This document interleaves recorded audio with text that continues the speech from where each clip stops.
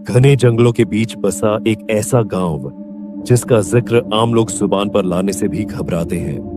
कहा जाता है कि इस जमीन पर खुशी से ज्यादा डर ने जन्म लिया है। गांव की तंग गलियों और कच्चे मकानों में दिन भर जिंदगी चलती रहती है, लेकिन हर जुबान के पीछे एक दबा हुआ किस्सा छुपा है। सब जानते हैं कि उन कहानियों का सिरा गांव के किनारे खड़ी उस वीरान हवेली तक जाता है। वो हवेली अब खंडहर बन चुकी है, दीवारें टूट चुकी हैं, छत पर बेलें और झाड़ियां उग आई हैं और खिड़कियां यूं लगती हैं जैसे अंधेरे में किसी का इंतजार कर रही हो। बुजुर्गों का कहना है कि यह हवेली एक ताकतवर जमींदार की थी।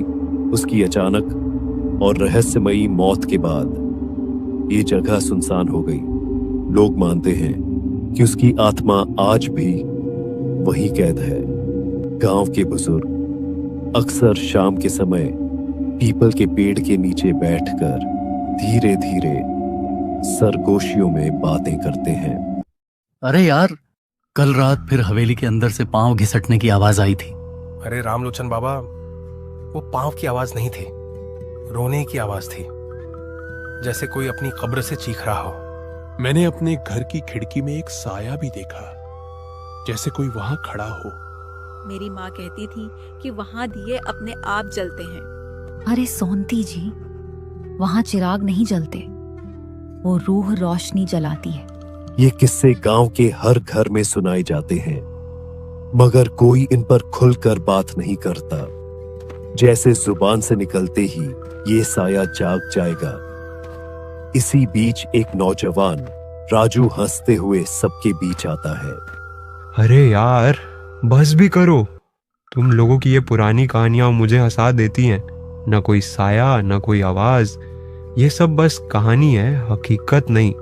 बुजुर्गों के चेहरे गुस्से और डर से भर जाते हैं। एक बूढ़ी औरत थर थर कांपते हुए बोलती है, बेटा, इन कहानियों का मजाक मत बना। जो उस हवेली के करीब भी गया, वो सही सलामत वापस नहीं आया। तो फिर देख लेना, एक दिन मैं अंदर जाऊंगा और वापस आकर सबको बताऊंगा कि तुम सब डरते हो फिजल में। लोगों पर सन्नाटा छा जाता है, जैसे उसके शब्दों ने किसी छिपे हुए जख्म को छू लिया हो। रात गहरी होती जा रही थी। गांव के लोग अपने दरवाजे अच्छी तरह बंद कर लेते हैं।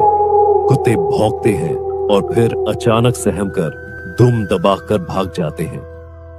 कुछ ही देर में गांव पर एक सन्नाटा छा जाता है। उस सन्नाटे को अचानक एक दबकी हुई चीख तोड़ देती है। कोई नहीं जानता वो चीख कहां से आई, मगर सबकी रीढ़ की हड्डी में सिहरन दौड़ जाती है। इसी दौरान हवेली की एक खिड़की में रोशनी झलकती है। ऐसा लगता है जैसे किसी ने लालटेन जलाई हो। फिर अचानक वो रोशनी बुझ जाती है। कुछ लोग जो दूर से यह मंजर देख रहे थे, कांपकर अपने दरवाजे और खिड़कियां और ज्यादा मजबूती से बंद कर लेते हैं। औरतें बच्चों को सीने से चिपटा लेती हैं। एक कम उम्र लड़की कांपती आवाज में अपनी माँ से पूछती है, माँ, सच में वहां कोई रहता है क्या? चुप कर बैठी, ऐसी बातें मत करो, ये नाम भी मत लो। अगली सुबह गांव के लोग फिर उसी हवेली की बातें कर रहे होते हैं। कुछ कहते हैं कि रात को उन्होंने कदमों की आहट सुनी। कुछ दावा करते हैं कि खिड़की में एक औरत खड़ी थी, मगर राजू अब भी हंसता है। कल रात मैंने खुद देखा था, कुछ नहीं था, बस तुम लोगों का वहम है। कल मैं सबके सामने साबित करूंगा। राजू मेरे दोस्त, ये जिद छोड़ दे। तुझे नहीं पता, बरसों पहले कलन नाम का आदमी गया था हवेली के अंदर, फिर वो कभी नहीं मिला। हाँ, जो मिला वह उसका सिर्फ एक पुराना कपड़ा था। राजू फिर भी ठाका लगाता है, मगर उसके ठाके में अब हल्की सी झिझक छुपी हुई थी, जैसे भीतर कहीं शक की चिंगारी भड़कने लगी हो। रात फिर से उतर आती है। गांव पर सन्नाटा छा जाता है। हवेली के दरवाजे हवा में चरमराते हैं। अचानक एक खिड़की अपने आप जोर से बंद हो जाती है। अंधेरे में एक साया पल भर के लिए दिखाई देता है, फिर गायब हो जाता है। आसमान पर चांद काले बादलों में छुपा हुआ था और गांव अंधेरे में डूबा हुआ। हवा में नमी और डर की अजीब सी गंध थी। कच्चे रास्तों पर सन्नाटा पसरा हुआ था। बस कुत्तों के भौंकने और उल्लू की आवाज खामोशी को चीर रही थी। एक बूढ़ी कमला अपनी चौखट पर बैठी कांपते हुए बड़बड़ाई, आज फिर वही रात है। आज कोई ना कोई कुर्बानी जरूर होगी। गांव के लोग अपने घरों के दरवाजे बंद करके दुबके बैठे थे। दिए बुझा दिए गए थे ताकि अंधेरे में छिप जाए, मगर डर तो दीवारों के अंदर तक उतर रहा था। उसी सन्नाटे के बीच राजू चुपके से हवेली की तरफ बढ़ रहा था। उसकी सांसें तेज थीं, मगर घमंड अब भी उसकी आंखों में चमक रहा था। वो हवेली के टूटे दरवाजे के सामने खड़ा होकर ऊंची आवाज में बोला, डराते क्यों हो सबको? देखो यहाँ कुछ नहीं है।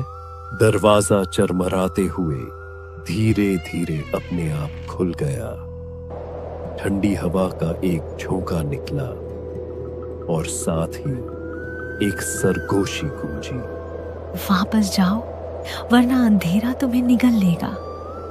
मैं अंधेरे से नहीं डरता। उसी पल गांव के अंदर एक भयानक घटना हुई। बिस्तर पर सालों से पड़ा हुआ बूढ़ा रामदीन अचानक उठ बैठा। उसकी आंखें लाल थीं और होंठ कांपते हुए बोले, वो जाग गई है, शाप जाग गई है। यह आवाज सुनकर गांव के कई लोग अपने घरों से झांकने लगे। औरतों ने बच्चों को सीने से लगा लिया। एक नौजवान चीख कर बोला, हे गांव वालों, राजू वो हवेली के पास है। पूरे गांव पर डर की लहर दौड़ गई। राजू अभी हवेली के अंदर खड़ा था जब अंदर की अंधेरी अचानक हिलने लगी। काली धुंध से बना एक साया धीरे धीरे बाहर निकला। उसकी आंखों में लाल शोलों की तरह ज्वाला जल रही थी। सामने आओ, तुम कौन हो? साया बिना किसी कदमों की आवाज के पास आता गया, जैसे जमीन को छुए बिना सरक रहा हो। हर कदम के साथ ठंडक बढ़ती जा रही थी। साया बिल्कुल पास आकर झुका। उसकी सरगोशी राजू के कान में गूंजी, तुमने हमें जगा दिया है, अब तुम्हारी बारी है। राजू की सांसें रुकने लगी। वह पीछे हटना चाहता था, मगर टांगें जैसे जमीन में धंस गई थीं। अचानक हवेली के अंदर से एक जोरदार चीख निकली। वो चीख इतनी भयानक थी कि पूरे गांव में गूंज उठी। औरतें दहाड़े मारकर रोने लगीं। मर्द कांपते हाथों से दरवाजे बंद कर दिए। बच्चे चीखते हुए अपनी मां के कपड़ों में छुप गए। सबने एक पल के लिए हवेली की खिड़की में रोशनी देखी।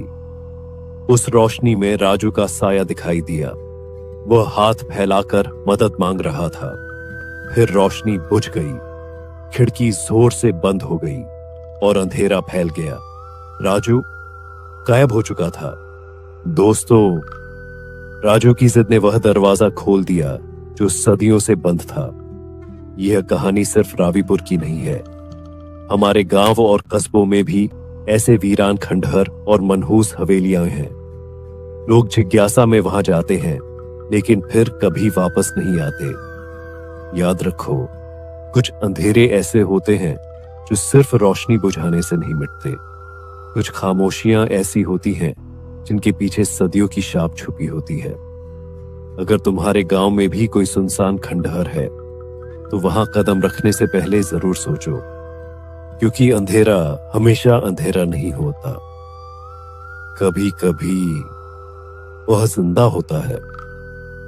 अगर वीडियो आपको अच्छी लगी हो तो हमारे चैनल को जरूर सब्सक्राइब करें।